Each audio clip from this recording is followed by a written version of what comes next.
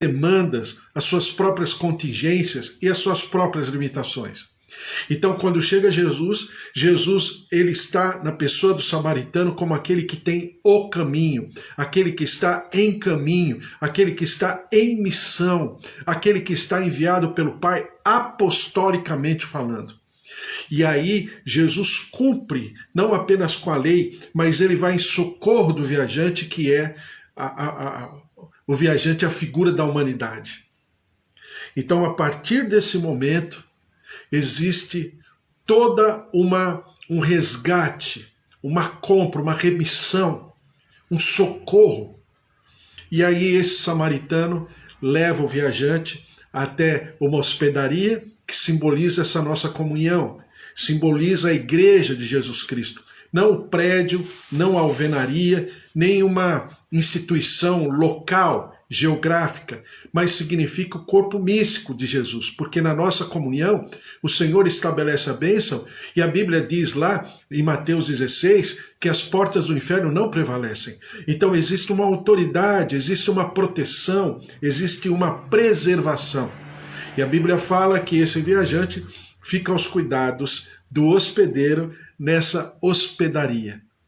E a palavra do Senhor fala que o samaritano entrega 2 denários para o hospedeiro, falando, olha, esse é o valor, está aqui para que você possa, fazer frente às dívidas, às responsabilidades por estar cuidando desse viajante até que eu volte. E se você gastar a mais, eu devolverei o valor na minha volta. Então é exatamente o processo de mudança de ministério.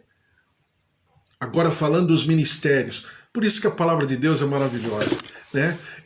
Eu queria falar de outra coisa, mas só para a gente entender todo o fio da meada, né? Agora de uma visão macro, já lemos todas as passagens.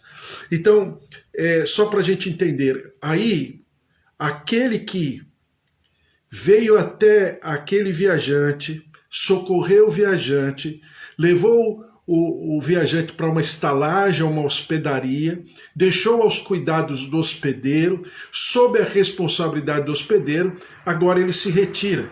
Eu falei para você que esse processo não é porque o Espírito Santo é um substituto de Jesus. Desculpe o termo, como se ele fosse um estepe.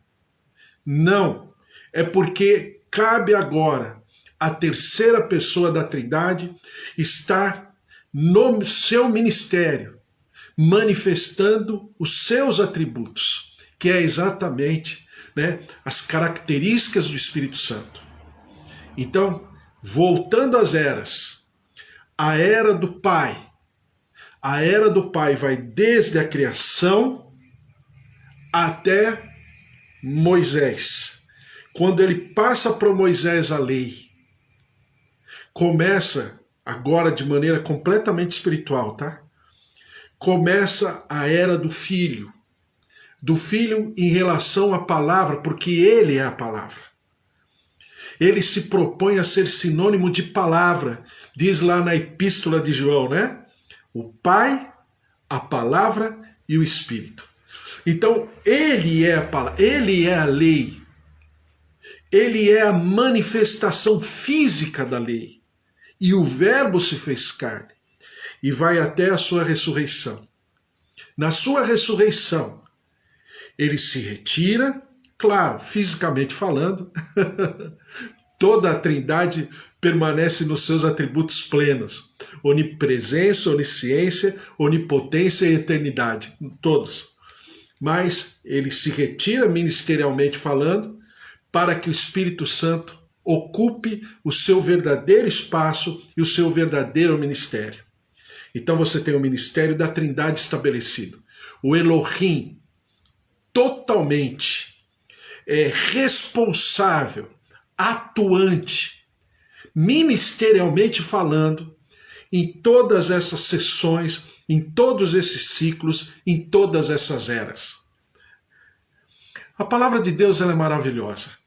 E aí, o Espírito Santo tem esses 2 denários. Eu falei para você que para a configuração da língua hebraica, uma língua antiga, um alfabeto muito antigo, e por causa disso, cada letra ou cada palavra tem um símbolo, né? Você vai para o japonês, você vai para o mandarim, você vai para outras línguas, né, milenares, você tem isso, né, uma letra, um símbolo, né? Olha, agora que está em tempo de Olimpíada, o que significa essa letra? Essa letra significa paz, porque é um símbolo, né? Ela transpõe apenas o valor da letra em si, né? Então é exatamente isso que acontece no hebraico. Então, quando você fala de dia, ou você fala de semana, ou você fala de ano, no hebraico antigo, no hebraico milenar, você está, em alguns momentos, dependendo da frase, esse dia é mês, ou esse dia é ano. Ou 7 semanas de anos, né? 49 anos, e assim por diante. Então, um denário significa aquilo que Pedro relembra, traz à memória, Salmo capítulo 90, versículo 4. Um dia é como 1000 anos, e 1000 anos é como um dia. Por que um denário um dia? Porque era o valor do trabalho de uma pessoa que trabalhasse 12 horas num dia. Ela recebia um denário. Era a cultura, era o ambiente, né, no tempo de Jesus.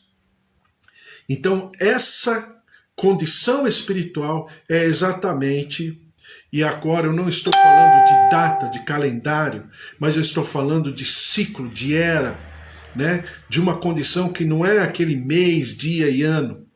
Isso a gente viu lá nas 70 semanas de Daniel, não é o caso aqui. Então, significam 2000 anos, ou seja, significa 2 tempos plenos, perfeitos, para que o ministério do Espírito Santo se manifeste na plenitude e, ao mesmo tempo, tenha de retorno a plenitude daqueles que são, vamos dizer, o alvo dessas 2 eras, que é a humanidade sendo restaurada, sendo reconstruída, sendo restituída na sua condição original, que é para o louvor da sua glória, né? Como diz, e o próprio Paulo falando no livro dos Efésios, falando sobre o ministério do Espírito Santo, falando que ele é o penhor da salvação, né? Que nós somos herdeiros nas regiões espirituais de todas as bênçãos espirituais, lá no capítulo 1 de Efésios, versículo 3, e assim por diante. Então, nós estamos nesse momento, nesse ambiente, o ministério do Espírito Santo, ou, agora você está me entendendo, o ministério do hospedeiro, o ministério onde estamos guardados, preservados nessa hospedaria, que é esse ambiente de igreja, ambiente de salvação, de redenção, de remissão, de edificação, de consolo, de paz. Então, quando a gente fala de tudo isso, e expressa didaticamente, inclusive, todos esses momentos, a gente é alimentado e a gente é fortalecido na nossa fé. Então, eu quero, assim, deixar para você isso muito bem claro. Em nenhum momento, em nenhum segundo, a Bíblia fala o seguinte: se o nosso Deus piscasse, ou pensasse em piscar, nós todos morreríamos. Por quê? Porque Ele cuida de nós em todo o tempo, a todo momento, em toda fração de tempo, ou de segundo, ou de décimo, ou de milésimo de segundo. Esse Deus poderoso, que a Bíblia diz que não cai sequer um fio de cabelo da nossa cabeça, se assim Ele não lhe permitir, né, no português clássico, antigo, português de Portugal, não lhe permitir, então significa o quê? Para mim e para você, nós que somos servos do Senhor, nós que temos a nossa responsabilidade, a nossa vida, a nossa casa, os nossos queridos, né, que estamos sempre como instrumentos de Deus, também precisamos incorporar toda essa constituição de estarmos conectados na plenitude com o Senhor. E que nesse ministério da terceira pessoa da Trindade, nós estamos sendo forjados a cada dia, para que a cada dia mais nos pareçamos com a nossa fonte, né? Com o nosso gabarito, com o nosso modelo eterno, o nosso modelo perfeito, que se chama Jesus Cristo, o autor e consumador da nossa fé. Claro que a gente vai lendo a palavra, a gente vai pensando a respeito. Hoje eu queria falar um pouquinho sobre o livro do Apocalipse, se não der tempo amanhã eu começo, mas exatamente para nós termos a plena consciência em todos os momentos da nossa vida que o Senhor é Deus e que o Senhor está cumprindo exatamente com o seu plano perfeito, detalhado sobre a nossa casa, a nossa vida, a nossa família. Estão aqui as minhas tias Rosália e Alzira, seus filhos, né? Em nome de Jesus, noras e também genros, a Glória, a presença, os netos, os sobrinhos, meus tios, meus pais, seu João, dona Dária, seu Toninho, dona Nadir, a Amanda, que também está aqui, todos os nossos queridos, o Bispo Antônio, pastora Mara, pastora Júlia, familiares, todos sabendo e tomando posse e nos apropriando dessa verdade espiritual, para que quebremos toda a insegurança, desculpe falar assim, às vezes até o medo, né? O momento que nós estamos passando, que é um momento crítico, um momento terrível, né? Ainda ontem, esses dias, eu tenho ouvido de coisas que estão acontecendo no Brasil e no mundo. Aqui no Brasil, por várias situações, né? Pessoas que estão, por causa da pandemia, que estão numa condição financeira, material, assim, desesperadora. Coisas e situações. E nós, no meio de tudo isso, mas com a convicção de que o Senhor está no controle das nossas vidas e que, não obstante, não apenas as nossas vidas, mas nas vidas daqueles que nós representamos diante do seu altar todos os dias. Então, nós já pensamos até aqui sobre escatologia e vamos pensar mais um pouco, não tem problema. Eu falo para você que ou a gente não conhece a palavra, claro, porque precisamos conhecer e precisamos pensar e meditar, porque a palavra de Deus ela é maravilhosa e ela é fácil. Apenas uma questão de detalhe que a gente vai, né, pensando e as coisas vão se manifestando.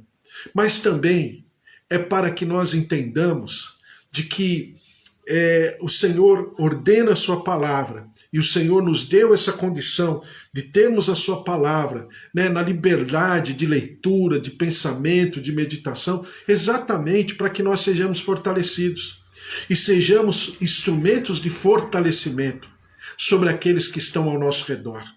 Esse é o Evangelho, eu diria que é o Evangelho pregado eficazmente, porque é o Evangelho que eu prego por causa da minha vida e através da minha vida. Mas é um Evangelho difícil.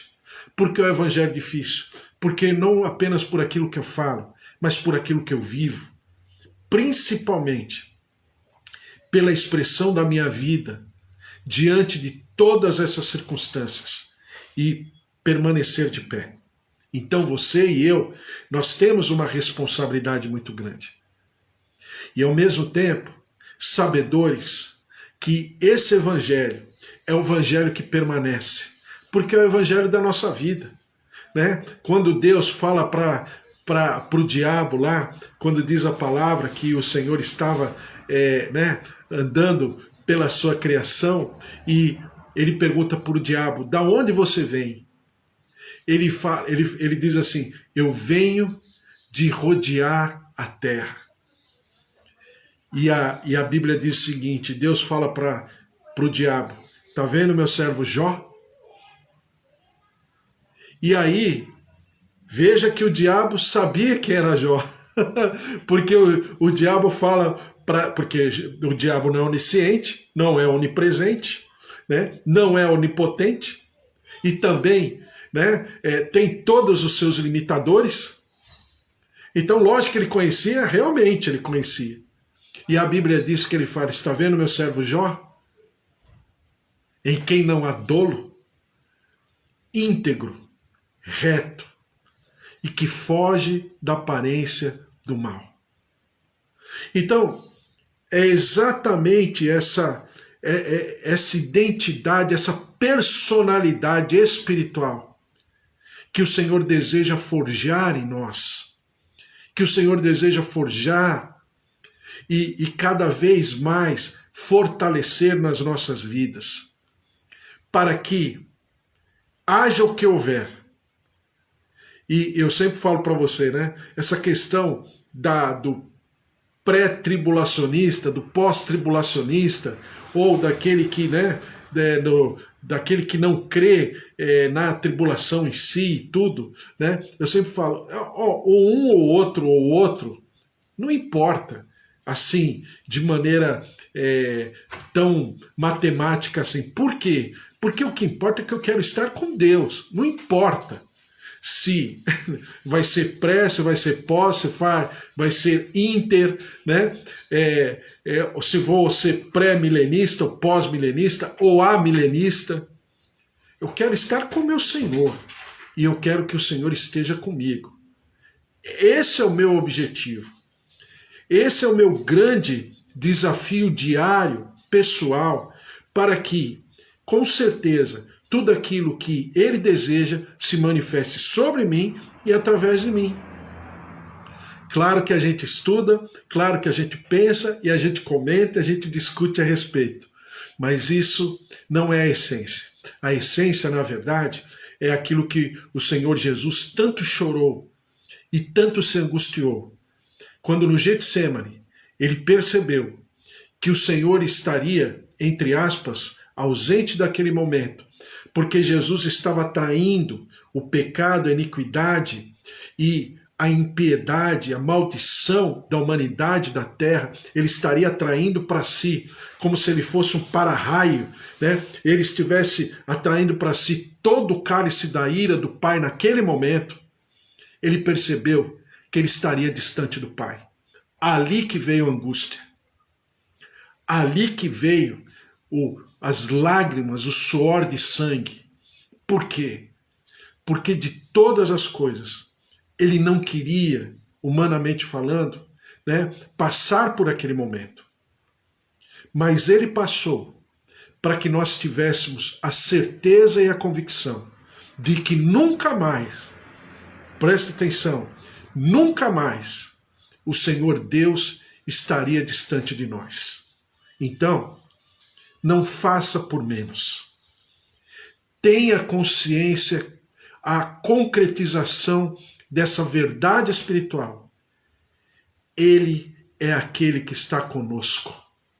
Entrega o teu caminho ao Senhor, confia nele e o mais ele fará. Glória a Deus. Amanhã a gente conversa mais. Estamos falando sobre a palavra do Senhor, sobre escatologia. Eu vou fazer uma leitura rápida, né? Bem assim, bem resumida, bem sintética sobre Apocalipse, principalmente porque depois eu vou falar sobre a grande tribulação, e para falar sobre isso a gente tem que passear um pouquinho pelo Apocalipse, mas não vou estudar todo o livro do Apocalipse, né? Porque nós estamos no Evangelho de Mateus, mas é claro que lá na frente a gente pode vir a estudar também. Mas eu quero falar sobre isso, pensando a respeito dos acontecimentos, de toda a cronologia dos fatos, exatamente para nós pontuarmos alguns acontecimentos que Jesus cita lá no livro de Mateus, e o livro do Apocalipse, ele fala de uma maneira muito mais detalhada sobre todos esses acontecimentos. Glória a Deus, vamos orar, colocar tudo isso diante do Senhor. Em Apocalipse, no capítulo 1, no versículo 8, diz assim: Eu sou o Alfa e o Ômega, diz o Senhor Deus, aquele que é, que era e que há de vir, o Todo-Poderoso. E depois no versículo 19 diz assim: escreve, pois, as coisas que viste, as que são e as que hão de acontecer depois destas. Aquele que vive, estive morto, mas eis que estou vivo pelos séculos dos séculos e tenho as chaves da morte e do inferno. Então, é essa autoridade, é esse Rei dos Reis, é esse Senhor dos Senhores, que nós desejamos conhecer a cada dia mais, que detém todo o controle, que detém toda a autoridade, todo o domínio e toda a majestade, não porque lhe foi dado, mas porque ele conquistou. Como vai dizer mais tarde em Apocalipse 4, Apocalipse 5, quem é digno de tomar o livro e abrir os selos? E veio um, como quem havia sido morto, como um cordeiro, mas que agora estava em pé. Ele tomou o livro. E todos viram aquela atitude dele e se prostraram e disseram: digno és de abrir o livro e de desatar os selos. Não existe alguém, não existe nome que se nomeie, nem no céu, nem na terra, nem debaixo da terra, maior do que esse nome.